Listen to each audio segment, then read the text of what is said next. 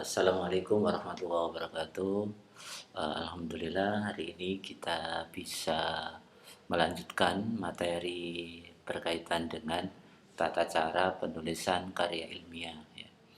Beberapa waktu yang lalu kita sudah membahas masalah bagaimana cara pembuatan judul, bagaimana cara pembuatan ringkasan, bagaimana kita menemukan ide, dan lain sebagainya. Nah, hari ini kita akan berbicara mengenai salah satu dari penulisan ya, tata cara penulisan di dalam satu subbab tertentu ya. Nah, ini biasanya pendahuluan atau dalam bahasa Inggrisnya introduction ya. Jadi hari ini kita akan berbicara mengenai bagaimana cara penulisan introduction ya atau pendahuluan dengan baik dan benar sesuai dengan permintaan atau panduan dari buku panduan PKM ya. Nah, jadi langsung saja to the point.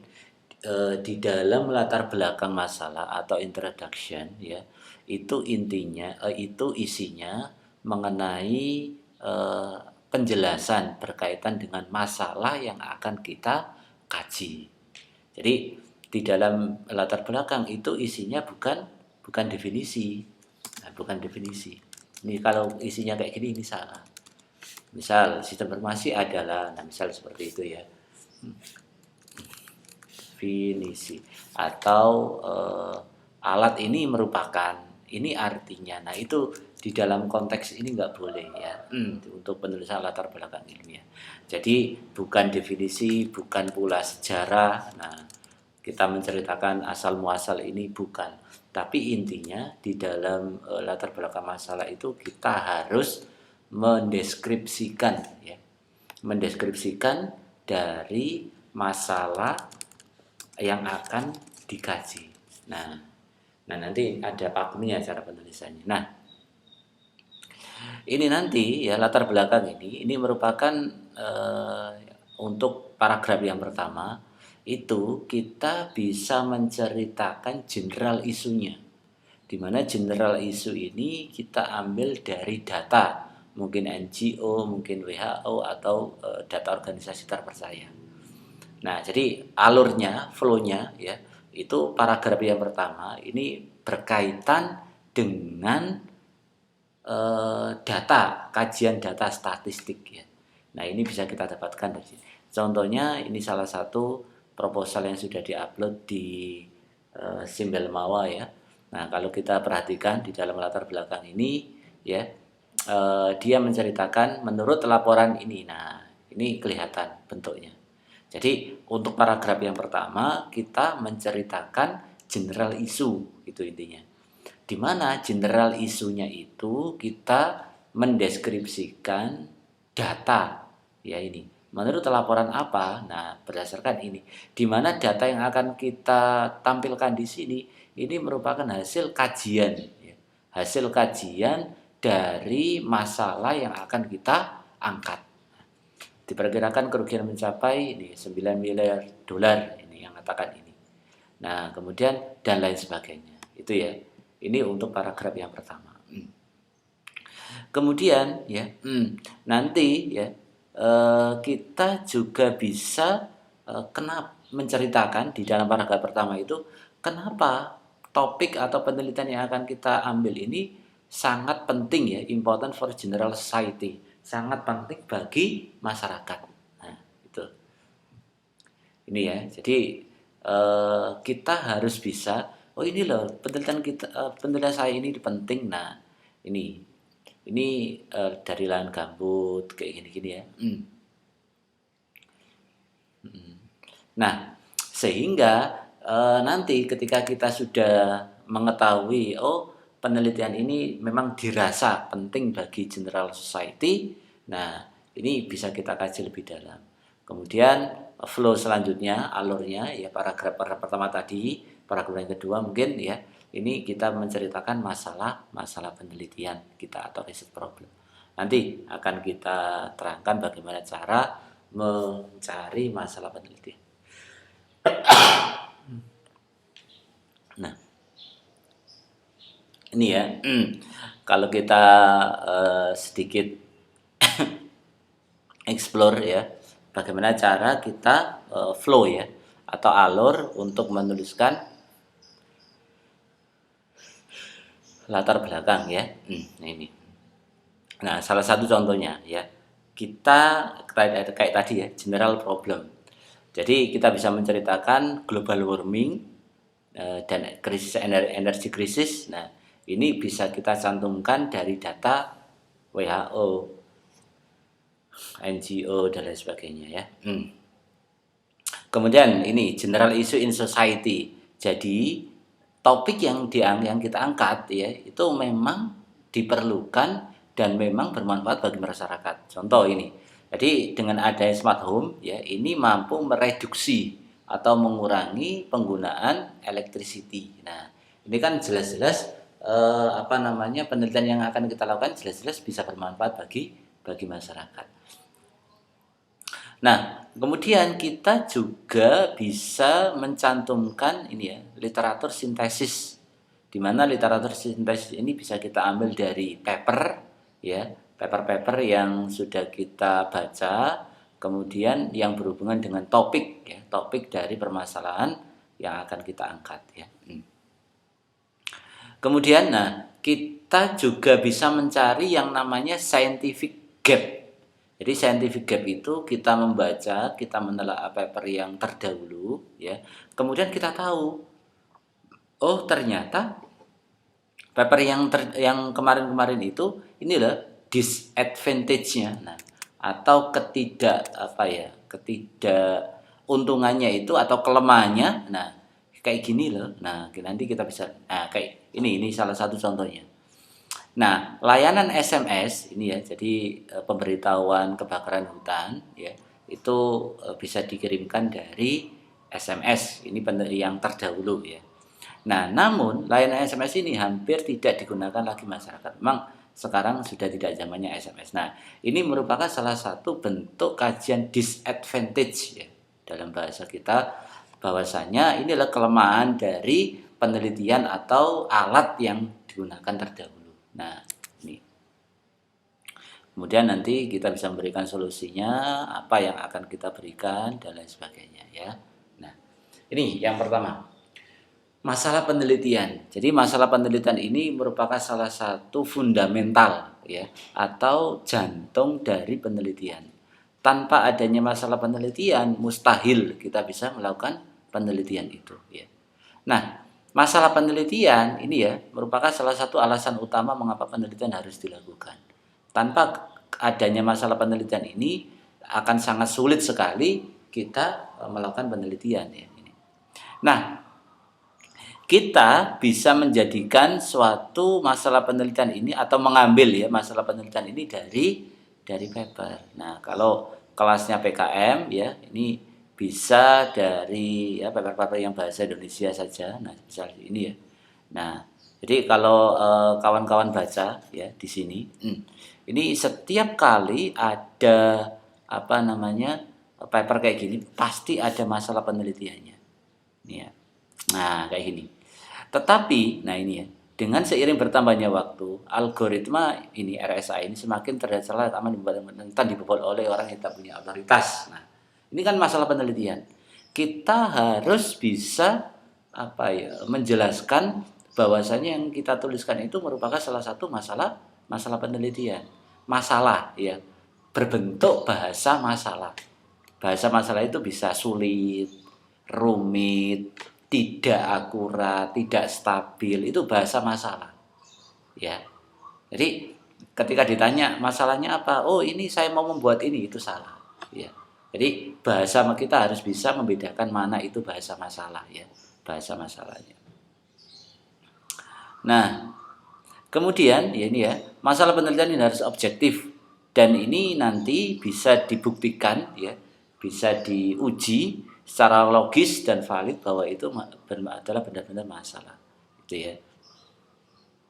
Nah, di mana munculnya? Ya munculnya masalah penelitian kalau kita baca paper itu ada di abstrak dan juga ada di pendahuluan. Nah, nanti kawan-kawan bisa baca. Nah, cara untuk mencari masalah penelitian itu kayak gini. Jadi masalah penelitian itu kita ambil dari sintesis literatur review, ya. Nah, misal gini, saya mau mendeskripsikan masalah penelitian saya kayak gini. Nah, jadi dataset ini saya berbicara mengenai salah satu bug ya, bug di dalam software begitu ya. Nah, jadi dataset ya, ini rata-rata dataset itu data yang akan digunakan sebagai bahan uji coba penelitian ya. Nah, pada prediksi cacat software atau software defect prediction ya, ini memiliki dimensi tinggi. Itu memiliki atribut yang bersifat noise. Noise itu atributnya acak-acakan ya, enggak rata. Kemudian kelasnya ini sifatnya tidak seimbang gitu ya. Ada dataset yang kelasnya banyak, ada dataset yang kelasnya sedikit. Nah, karena dua atribut ini nanti ya, atribut yang sifatnya tadi noise tadi, kemudian kelasnya yang tidak seimbang tadi, ini bisa mengakibatkan penurunan. Nah, ini kan bahasa masalah. Penurunan akurasi pada prediksi cacat software. Nah, misalnya kayak gitu. Ini ya. Nah, ini atribut yang bersifat noise dan kelas yang bersifat tidak seimbang. Ini siapa yang mengatakan itu gitu ya.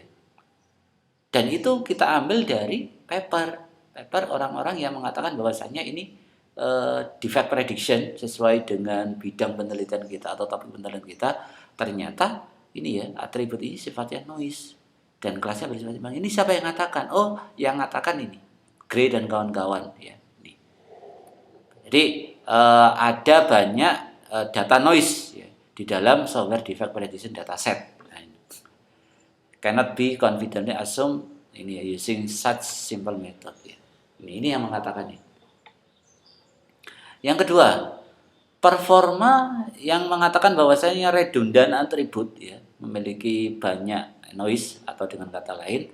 Nah, ini yang mengatakan siapa? Wang. Nah, jadi dengan kita mengambil data seperti ini, nah, kita bisa mengambil kesimpulan bahwasanya yang kita angkat sebagai masalah penelitian ini merupakan salah satu masalah penelitian yang logis dan valid begitu. Nah, siapa yang mengatakan imbalance? Nah, ini Tosun. Nih, software dataset have an imbalanced nature with very few defective misalnya gitu ya. Nah, siapa lagi yang mengatakan ini? Kosogoftar. Nah, imbalance can lead to a model. Jadi kita bisa mendeskripsikan masalah ini didasarkan dari kajian literatur yang sudah ada ini. Ini belum kita masukkan ke introduction ya. Jadi cara mencari masalah penelitian. Nah, itu. Bagaimana Pak kalau PKMT atau penerapan teknologi? Berarti kita harus mencari ya observasi ya. Atau mencari pembuatan alat yang terdahulu ya, kemudian kita ini masalah dari alat yang ketika itu belum ada, bagaimana cara mendeskripsikan dan lain sebagainya. Nah, gitu ya. Nah, dari sini ya, dari masalah penelitian ini bisa kita tarik ke rumusan masalah. Nah, rumusan masalah ini kalau di dalam proposal ya kita lihat ya. Nah, ini ya. Nah, jadi kita tidak bisa menjelaskan rumusan masalah kalau masalah penelitiannya itu belum dicari atau belum kita uji, gitu ya. Atau belum kita dapatkan. Nah, ini sehingga muncul masalah penelitian. Contohnya ini sedikit tajam ya. Ini ya. Jadi SVM salah satu algoritma untuk prediksi ini bisa memecahkan masalah overfitting gitu ya. Dan bisa mengatasi lambatnya konvergensi. Nah, akan tetapi however biasanya begitu ya. di dalam SVM ini sulit untuk memilih parameter yang sesuai sehingga mengakibatkan akurasi tidak stabil. Nah, ini ya, ini salah satu dari research problem atau masalah penelitian. Nah, kemudian nanti di rumusan masalahnya ini, jadi rumusan masalah ini kaitannya dengan kira-kira hasil dari penelitian yang akan kita lakukan itu apa. Nah, di mana hasilnya ini ya kita bisa mendeskripsikan di dalam rumusan masalah itu ya. Nah, sekarang kita berbicara mengenai akurasi ya. Jadi kita bisa ini, seberapa meningkat akurasi metode SVM yang dikombinasikan dengan PSO yang diterapkan pada proses pemilihan parameter. Nah, akurasinya yang menjadi concern di sini. Apakah meningkat akurasinya apabila SVM itu dikombinasi dengan PSO? Nah, research objektif ini tujuan. Jadi tujuannya yaitu menerapkan PSO ya pada SVM sehingga diharapkan hasilnya prediksinya lebih akurat. Ini apa? Tujuan penelitian. Kali ini rumusan masalah, kalau ini research problem atau masalah penelitian. Jadi masalah penelitian kita cari melalui kajian literatur, apakah ada yang mengatakan itu, begitu ya. Kemudian setelah itu kita tarik ke rumusan masalah. Setelah dari rumusan masalah, nanti kita tarik ke tujuan penelitian. Nah, oke. Itu ya. Nah, cara untuk menuliskan latar belakang ya atau pendahuluan. Nah, ini harus mengikuti pakem ini. Om, kakak, masa, soltu. Nah, ini. Om, kakak, masa, soltu. Ini ya. Nih, ini singkatan. O itu objek, om metode, ya.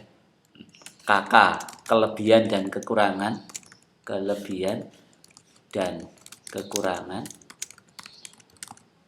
masa, masalah, ya.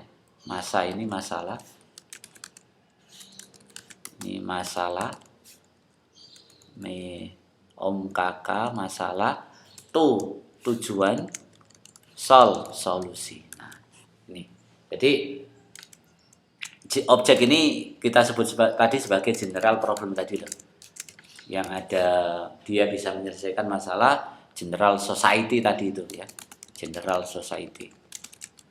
Nah, ini bisa kita ambil dari data ya society, dari data NGO atau dari data WHO dan lain sebagainya.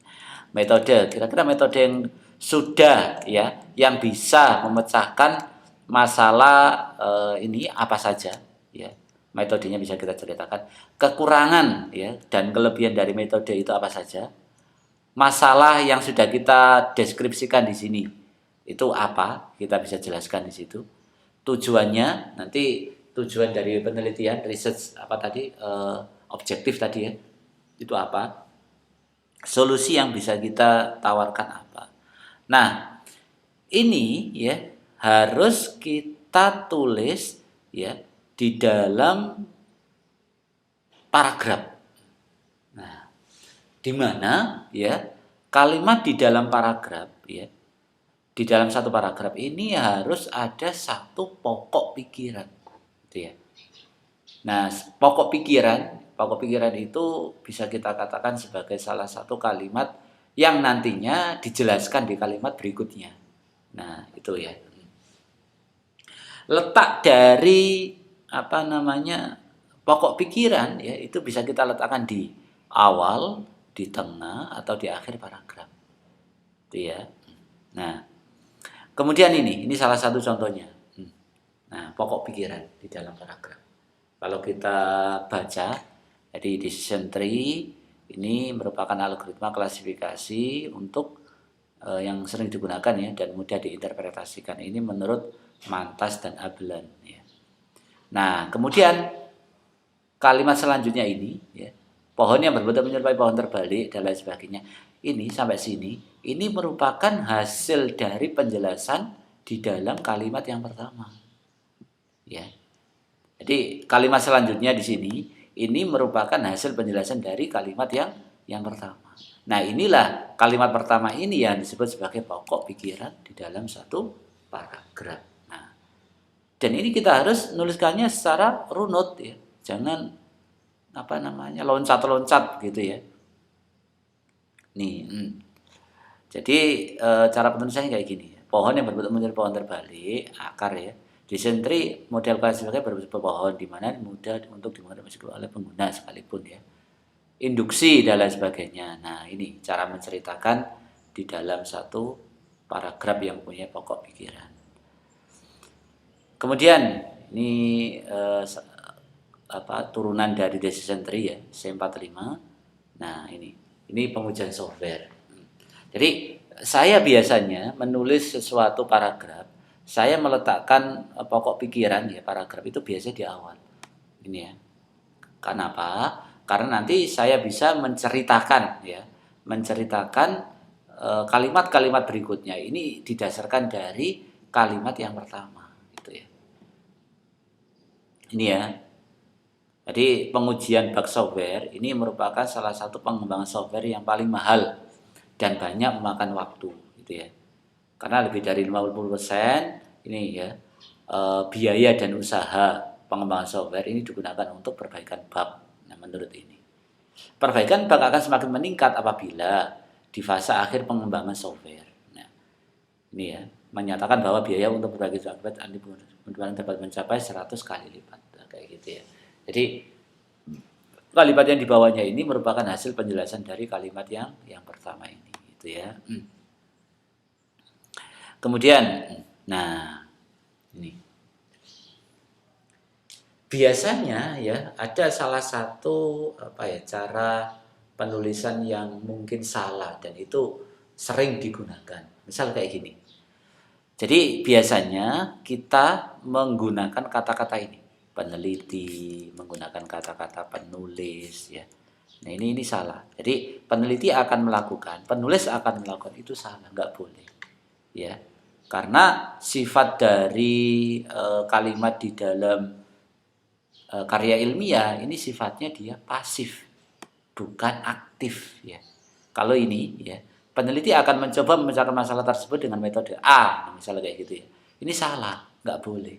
Karena ini sifatnya aktif.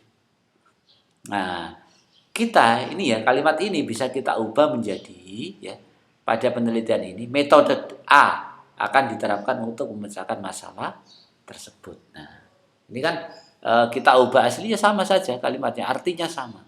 Hanya saja dalam konteks ilmiah ya, model yang merah ini nggak boleh.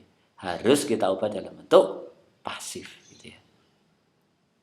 Nah, ini akan kita tunjukkan ya, akan kita tunjukkan salah satu contoh bagaimana cara menuliskan tadi Om Kakak Masa Soltu gitu ya.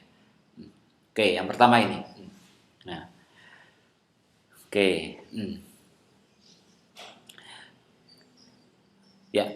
Nah, semisal begini. Saya mempunyai judul ini. Judul penelitian ini. Penerapan PSO. PSO itu salah satu algoritma optimisasi ya yang digunakan ini ya untuk pemilihan parameter SVM untuk algoritma prediksi untuk prediksi ini ya produksi padi. Nah, ini ya. Pertanyaan dari judul yang kita ajukan ya, ini harus mencakup pertanyaan ini. Mengapa Pak memilih padi?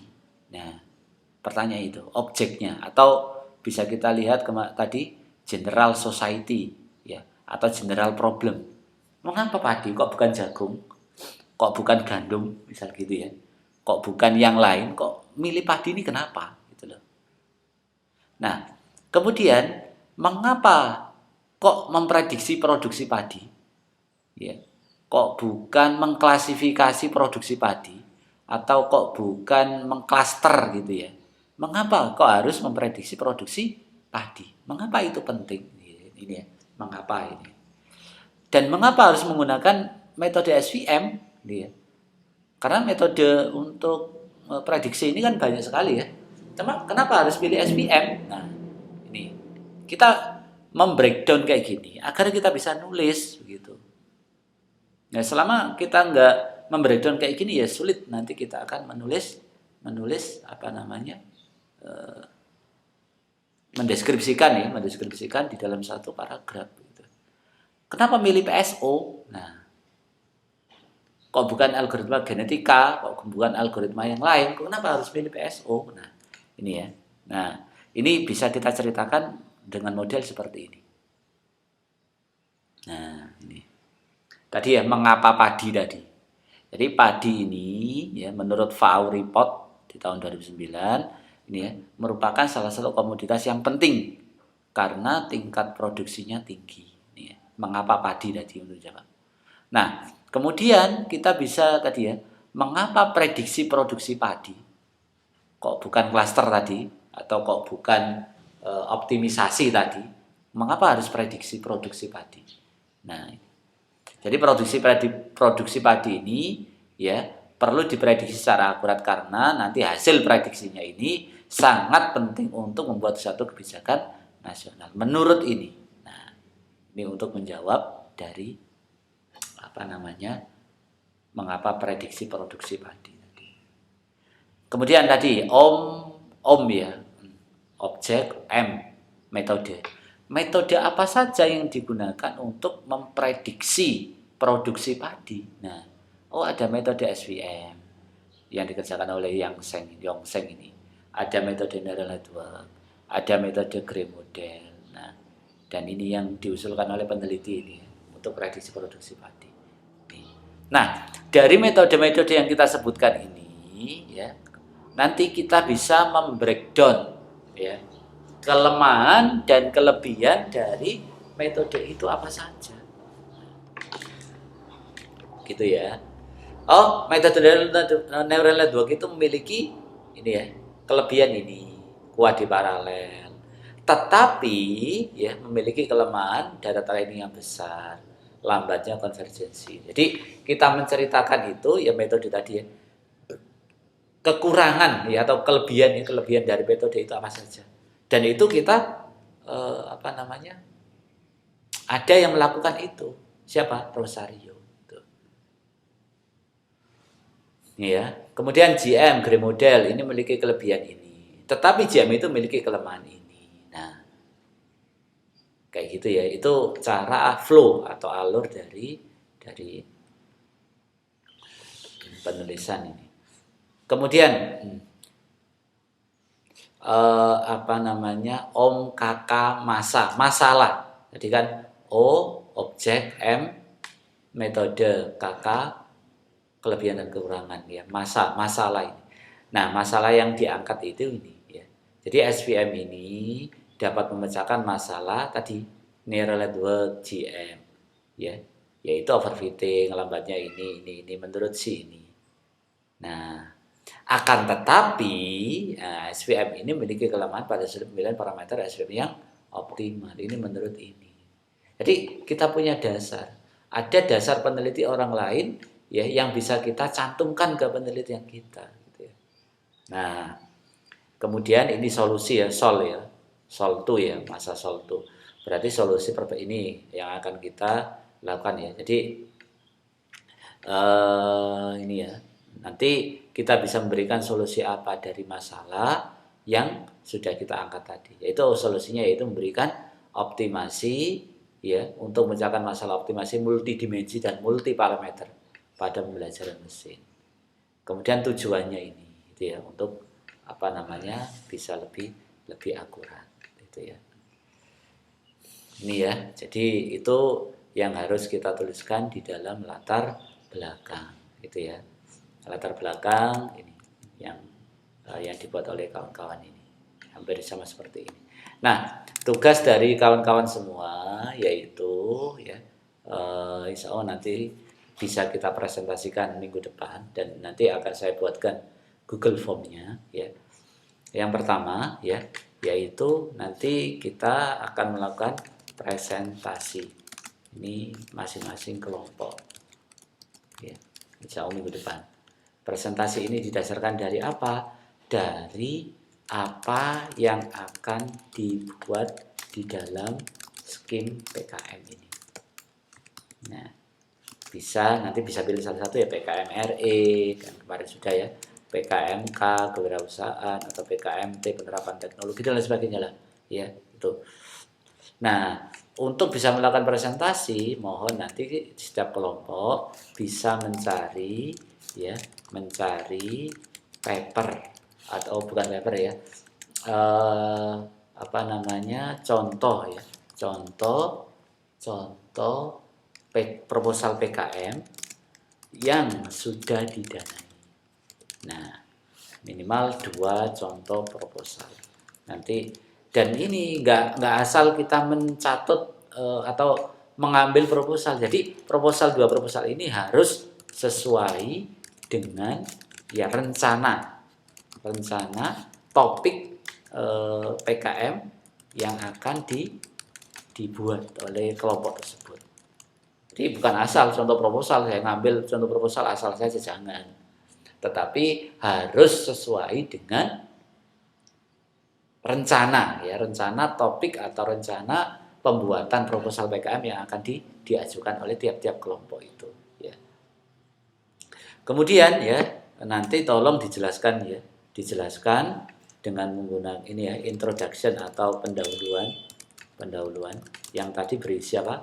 Om, kakak, masa, sol, tu ya. Dari ini kan sudah kita jelaskan bagaimana cara penulisan dari